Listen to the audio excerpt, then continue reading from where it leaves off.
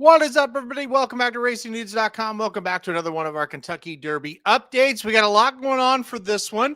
We're going to have new top fives from John White and myself. We're going to talk about what happened last weekend with a couple of horses. And then I think the biggest part of this show this weekend is kind of talking about what's coming up. 3 big-time Kentucky Derby prep races coming up, whether it be Saturday, February 28th or Sunday, March 1st. All 3 of the races we'll talk about here in the United States with prep races will be 50 points to the winner, which is basically a win and you're in for the Kentucky Derby, just like the Risen Star was a couple weeks ago. So a lot going on. Let's start it off with recapping a couple of things that happened. We had a couple of international races towards the Kentucky Derby last week. They didn't really produce much that I think is notable or anything that we kind of need to talk about. So I'll pass over those. But let's talk about the John Betaglia Memorial Stakes. And look, I think we knew going in it wasn't going to be anything, spectacular. We weren't really thinking, hey, we're going to get a major prospect. But look, this has been a decent, path to the Derby over the years. I thought we had some really nice horses, but in the end, it was Great White who got the job done in this spot. And, sat just behind kind of the leaders, Street Beast and Atfield. The pace wasn't like crazy strong, but they really were pressing each other, right? And so Great White kind of just sat in third or fourth and just kind of took over there at the top of the stretch and kicked clear. Full Effort comes flying from the back once again. He's just too far behind. He gets second in this spot.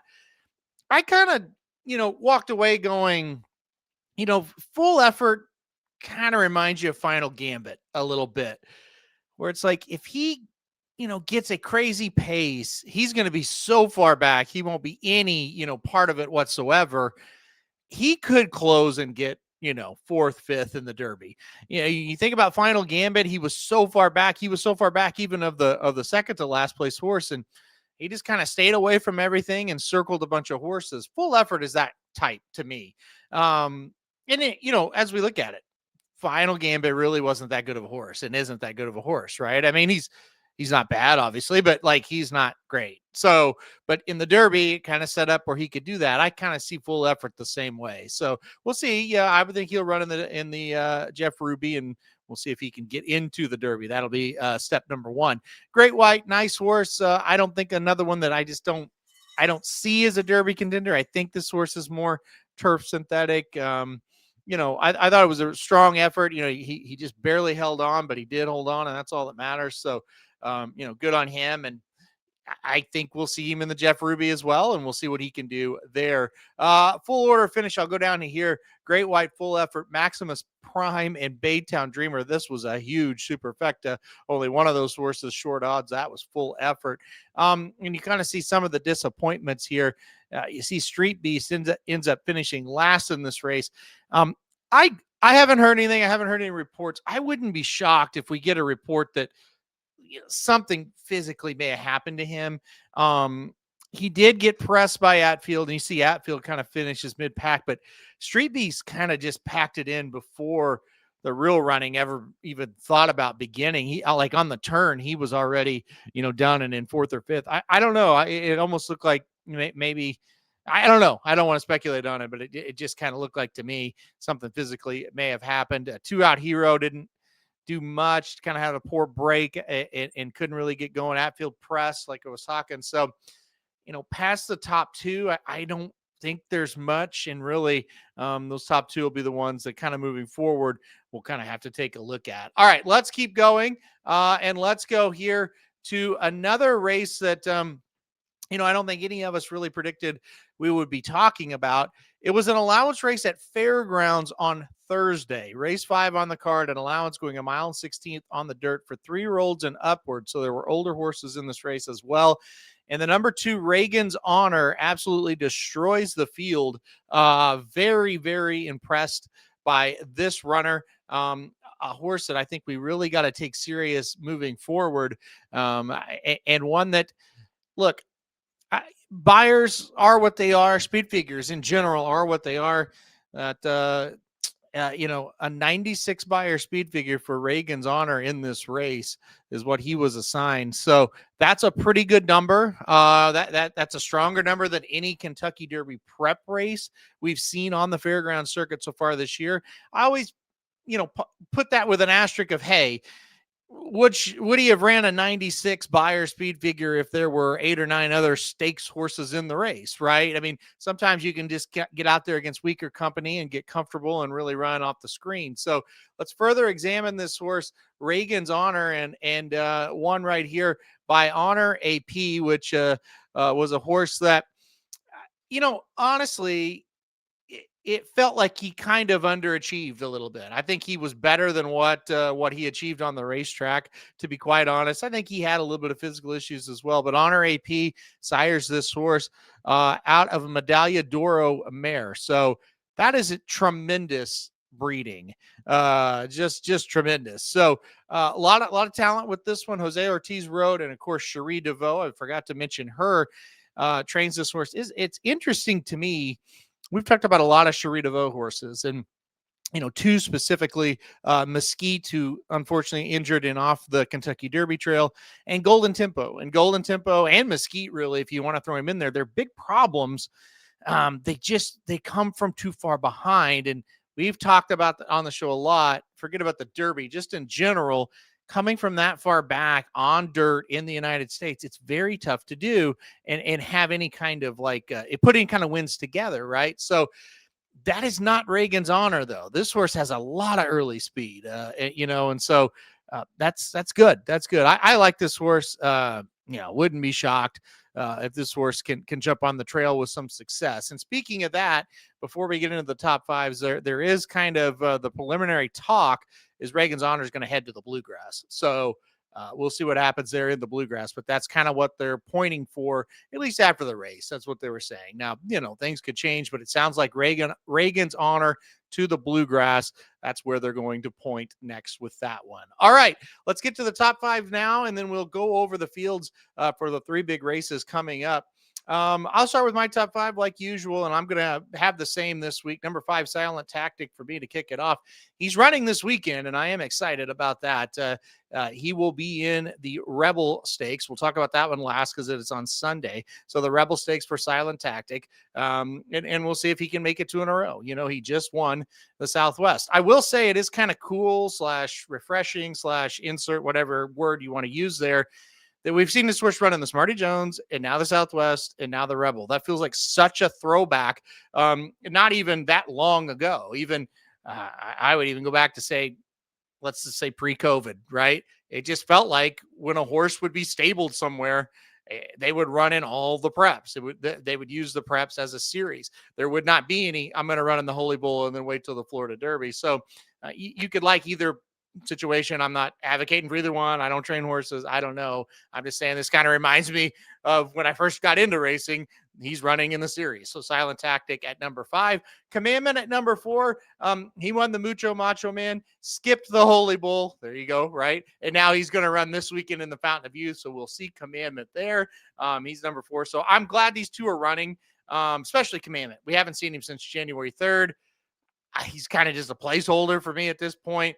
I'm ready to move him out or move him up if he wins, right? So I'm glad he's coming back. Number 3 on my list is Nearly, of course, winner of the Holy Bull, who is skipping the Fountain of Youth, going to the Florida Derby. You guys see why I like Silent Tactic? Yeah, that's why. So anyway, we'll see Nearly in the Florida Derby. Next, Renegade number 2. He came back to run very well in the Sam F. Davis. We'll see where he shows up next. And Paladin.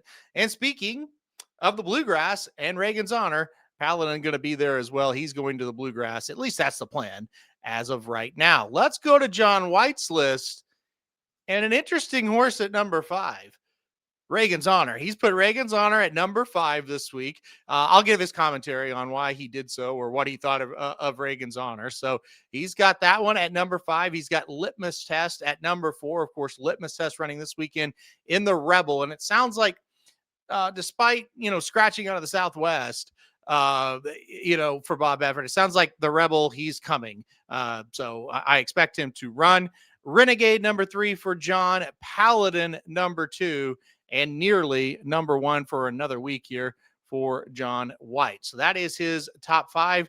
The new horse is Renegade. All right, to John's comments, he says, Great White won Saturday's John Betaglia Memorial at Turfway Park in a 15-1 upset, but did he run well enough on the synthetic surface to crack my top 5? No, he did not. However, a colt by the name of Reagan's Honor did run well enough in a fairgrounds allowance race to join my top 5. Reagan's Honor won a 1.16 mile contest by nearly 7 lengths. Not only did he wallop older horses, yes, older horses, Reagan's Honor was assigned a very serious 96 Beyer speed figure for the effort. Keep in mind, a 96 is higher than the 93 credited to Paladin for his victory in the Risen Star Stakes on that very same oval.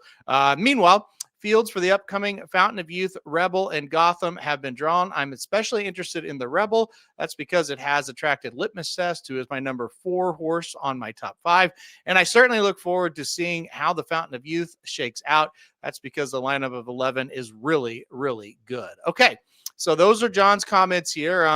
Just to piggyback, I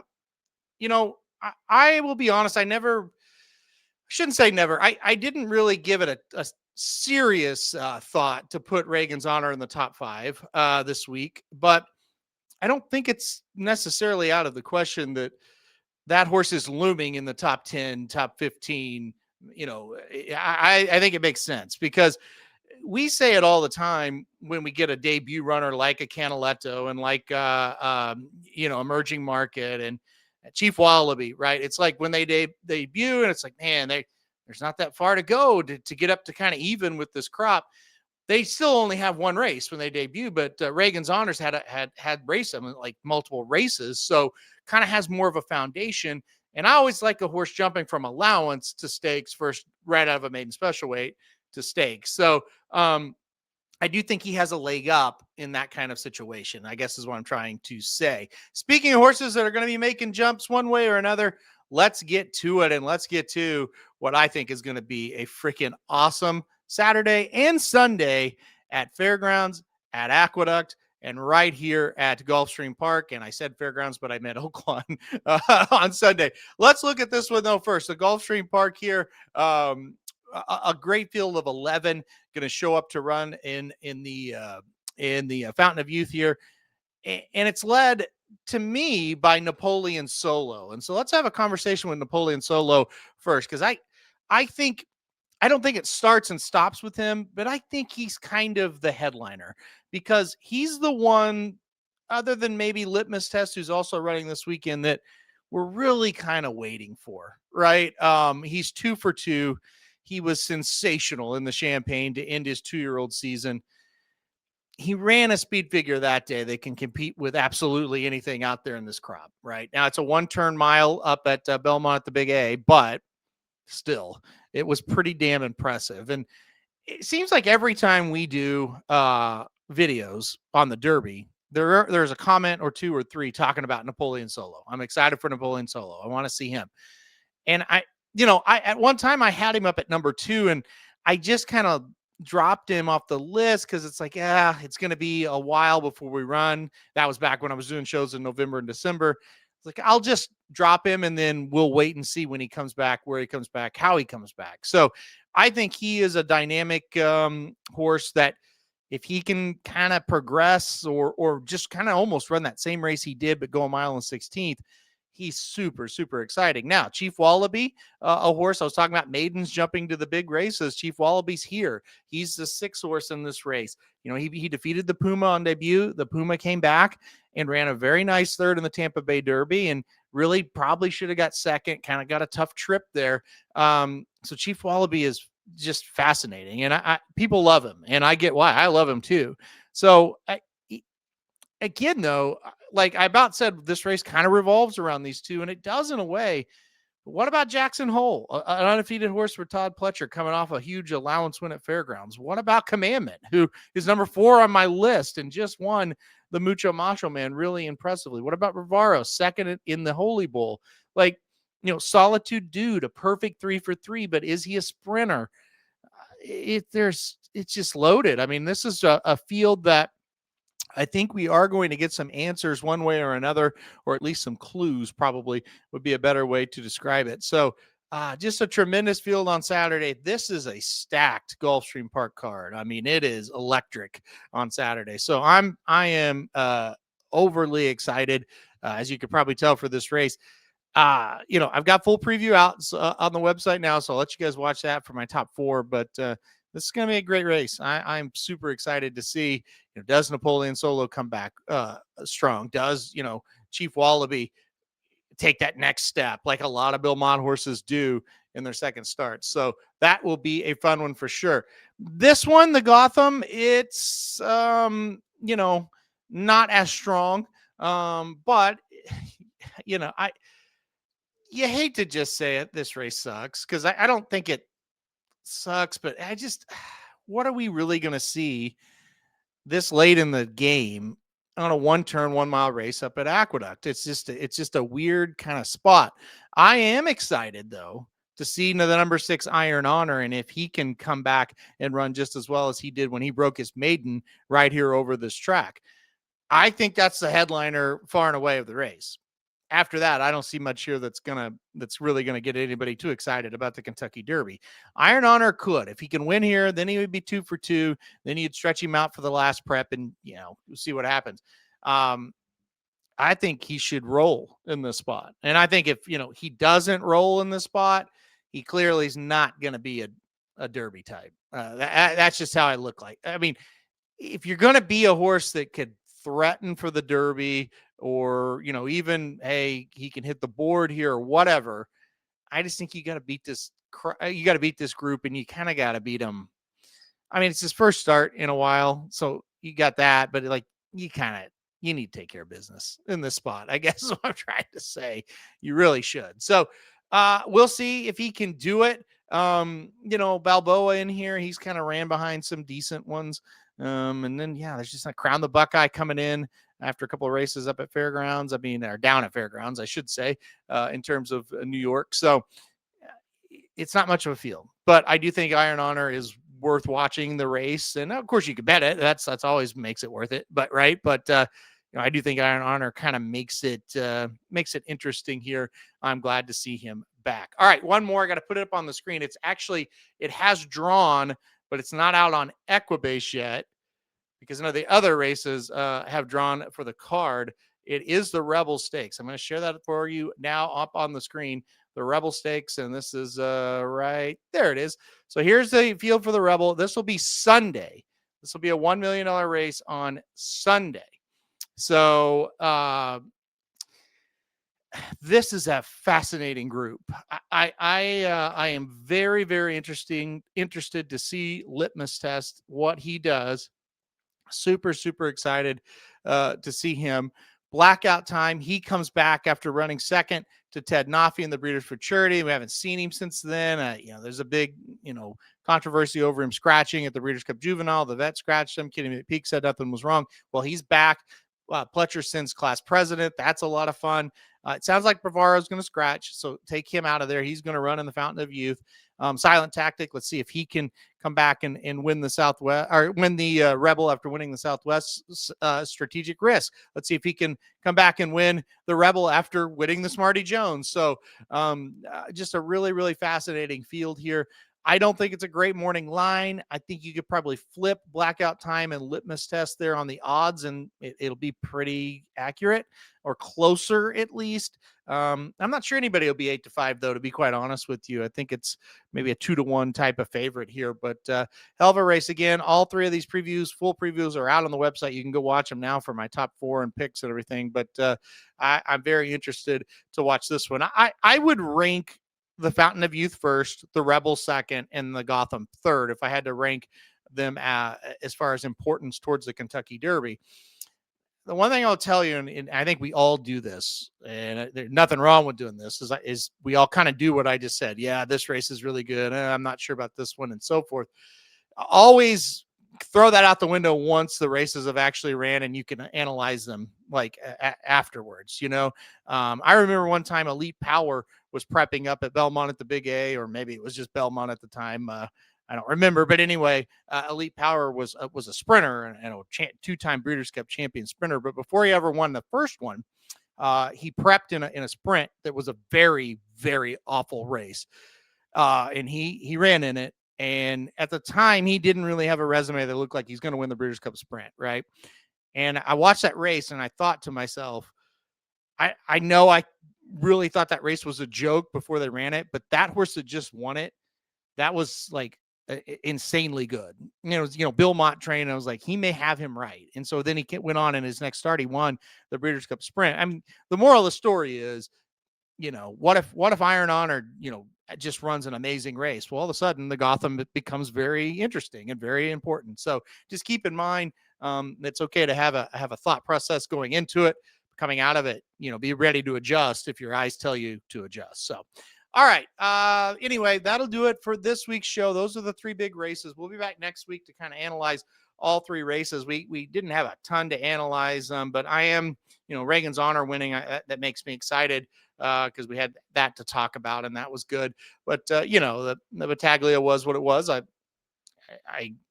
again, full effort. Look for him to finish 4th or 5th in the Derby if he gets in. All right, guys, that'll do it for this week's show. Hit that like button if you like it. Hit subscribe. You really like it. Want to get alerted anytime we do videos like this. And most importantly, come back next week for another Kentucky Derby update.